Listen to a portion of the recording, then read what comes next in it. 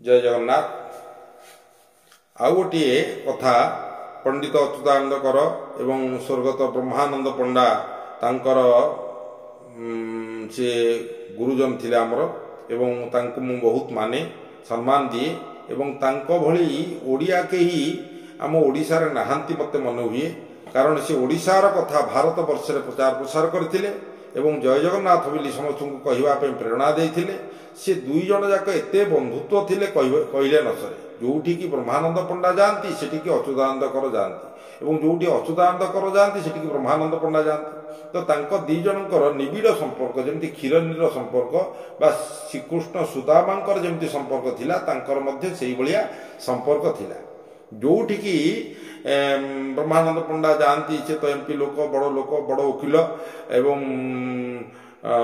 तांकर स्थिति बहुत एवं नीलचक्र जो जिनिस करचंती से सारा भारत वर्ष रे जगन्नाथ संस्कृति प्रचार प्रसार एवं आम जाति संस्कृति आम भाषा साहित्य को केमती प्रचार प्रसार करिवे तापई विराट बड़ प्रचेष्टा से चलैथिले।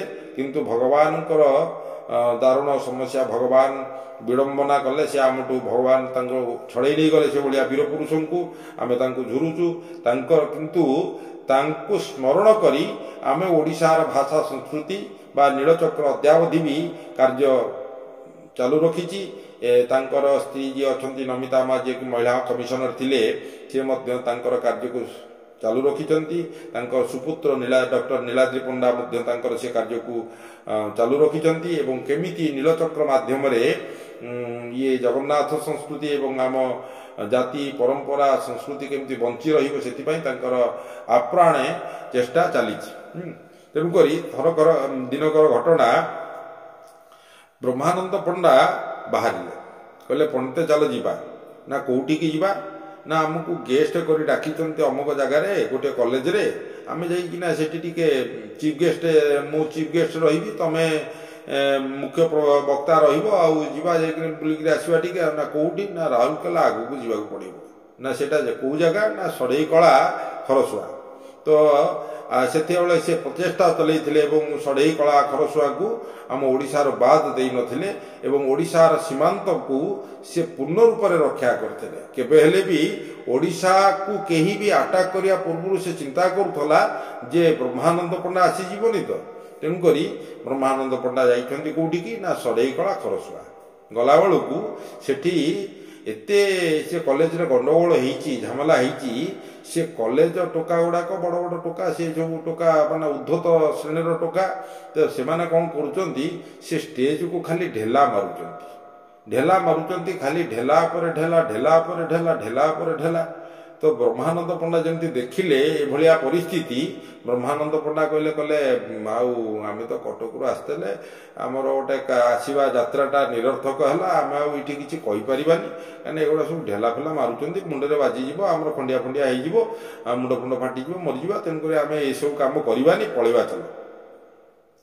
तो पंडिते जाइंट माने से तो छाड़ा लोक नुह सी कहले देख ब्रह्मानंद बाबू आमे जीवा कहीं आमे ये भाषण दे जीवा ना आमे एमतीका जीवानी ना नहीं भाषण केमती दब ये देखुच पूरा ढेला पर ढेला ढेला पर ढेला ना आपण रुहतु मु केमिति तांको कैप्चर करुच्ची आपण देखंतु आपण कहीं पंडित अच्युतानंद करंकर गोटे भल गुण थिला से जो अंचल को जाउथले से अंचलर परिस्थिति की लेकिना से प्रवचन करथले बा कथा करथले एवं से अंचल को केमिति से कुप्रकृतिर व्यक्ति मान जो माने आजिकाली तो आजिकाली बहुत रामचरित मानस होउची रामायण होउची भागवत होउची कौन से मालिका प्रवचन होउची सब प्रकार प्रवचन होउची गीता प्रवचन होउची बहुत प्रकार भंड माने जाइकिना प्रवचन भी करूचंती किंतु लोक मानकर चरित्र से सुधारी पारु नाहंती काहेकि कारण तांकर निजस्व गुण भी ठीक नुह तेणुक निजे सिना ठीक है अन्य को ठीक करिवे निजे तो ठीक नुह अन्य को कौन ठीक करिवे से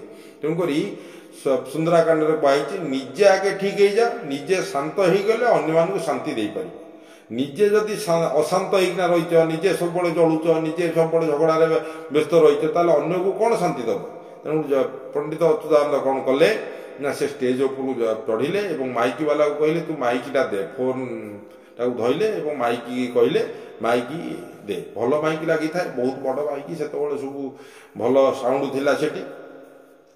ତ ମାଇକ୍ଟା ଧରିଲା ପରେ ପଣ୍ଡିତ ଅଚ୍ୟୁତାନନ୍ଦ କର କ'ଣ କଲେ, ଭାଷଣ ଆରମ୍ଭ କଲେ।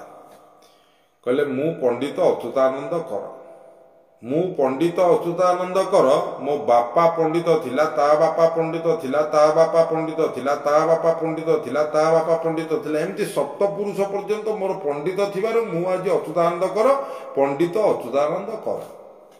ତେଣୁକରି ଆପଣମାନେ ଯେଉଁମାନେ ଢେଲା ମାରୁଛନ୍ତି, ଆପଣମାନେ ଯେଉଁମାନେ ଢେଲା ମାରୁଛନ୍ତି, ତା ବାପା ଢେଲା ମାରୁଥିଲା, ତା ବାପା ଢେଲା ମାରୁଥିଲା, ତା ବାପା ଢେଲା ମାରୁଥିଲା, ତା ବାପା ଢେଲା ମାରୁଥିଲା, ଏମିତି ତମର ସପ୍ତପୁରୁଷ ଢେଲା ମାରୁଥିବା ହେତୁ ଆଜି ତମେ ହଉଛ ଢେଲା ମରା ସନ୍ତାନ। ତେଣୁକରି କଲେଜରେ ଆସିକିନା ତମେ ଢେଲା ମାରୁଛ।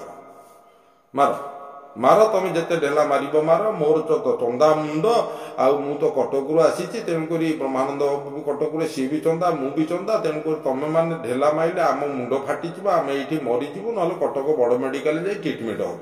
ଯେତେ ଢେଲା ମାରିବା କଥା ମାର, ଆମେ ତମର ଢେଲାକୁ ନେବା ପାଇଁ ଆମ ମୁଣ୍ଡ ପତେଇ ଦେଉଛୁ, ତମେ ଯେତେ ଢେଲା ମାରିବ ମାର। ସାଙ୍ଗେ ସାଙ୍ଗେ ଢେଲା ମାରିବା ବନ୍ଦ ହେଇଗଲା। ଢେଲା ମାରିବା ବନ୍ଦ ହେଇଗଲା। ସମସ୍ତେ ସବୁ ସେଠି ପ୍ରାୟ 5,000 କି 6,000 ଛୁଆ, ସେମାନେ କିଛି ପାଟିତୁଣ୍ଡ ନାହିଁ।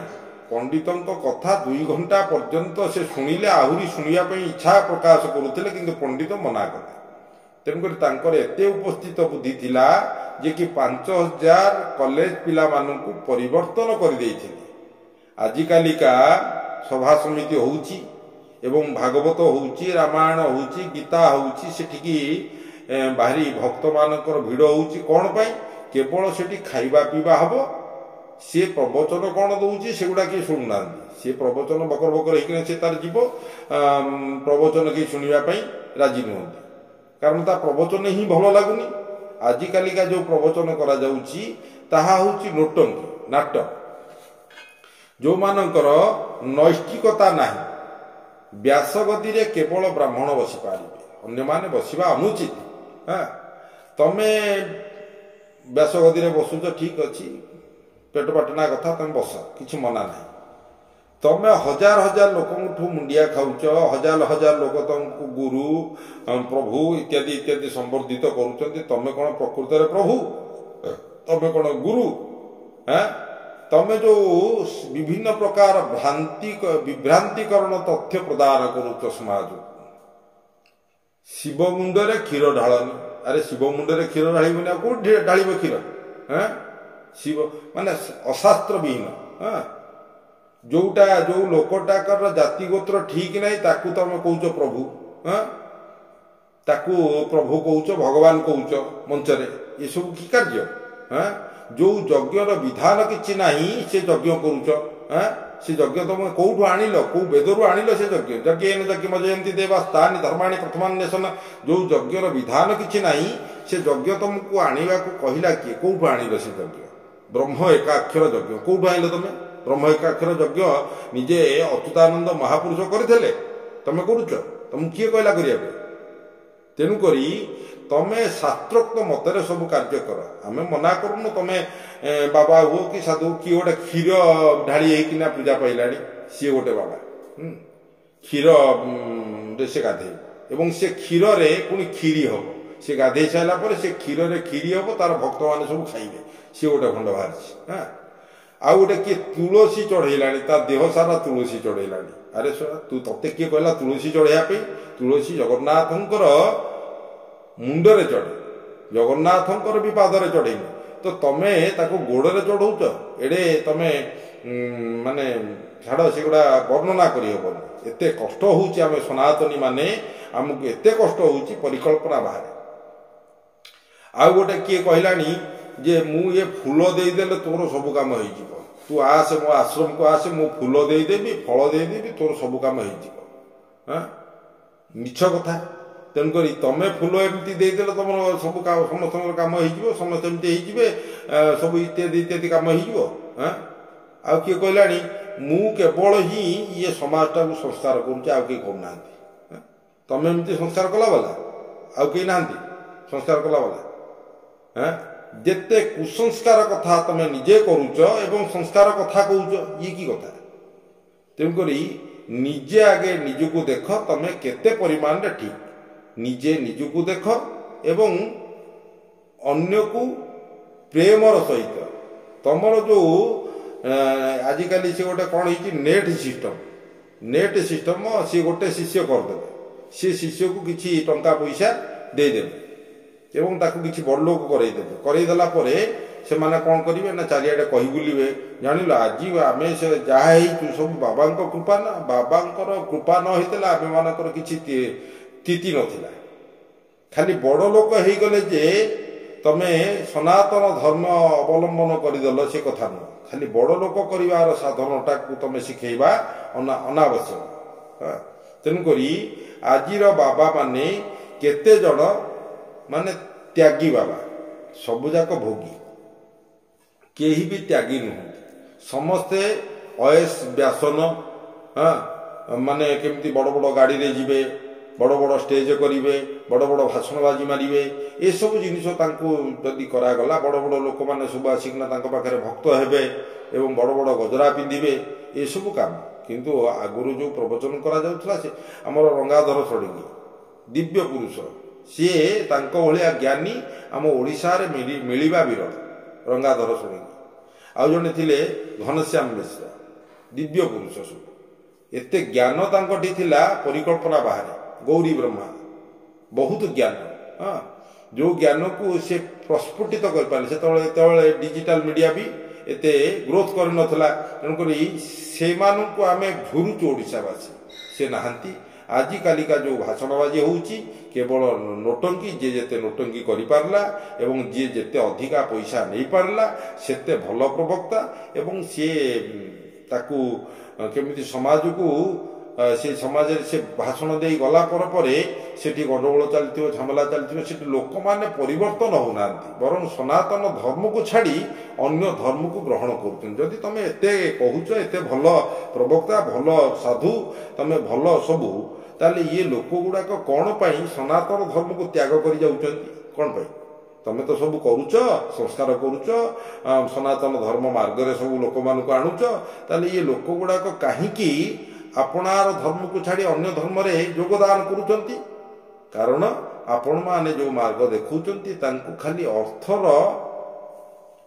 खर्च करिवार लाभ माने बाट एवं केमिति तांकोटो अर्थ शोषण करिवो सेटा तम मन भितर अछि तमे तो एते भाषणबाजी मारुच जे तमे कहूच जे भाषण जेतळ मारुच गदगद हो जाउच कांदी पकाउच स्टेज उपरे जे काम क्रोध मद लोभ मोह माया माश्चर्य को आकु त्याग कर त्याग कर कहूच तो सेटा को जदि त्याग कले आमको भगवान प्राप्ति हम तमे ये वार्ता समाज को दौच जदि त्याग कर जेमती स्टेज तलू चली जाऊच 30,000 आमको दियो 30,000 टका नदेल हबन 30,000 टका दबाकू ही पड़ो हाँ किछि दिन तले मु गोटे भंड बाबा को मत जड़े भद्र व्यक्ति कहले जे सी अमुक बाबा भल भाषण दौरान कौन मालिका फालिका कहते टिके तमें डाकुन मुझे फोन कली जिते फोन कली कहले हाँ मुझी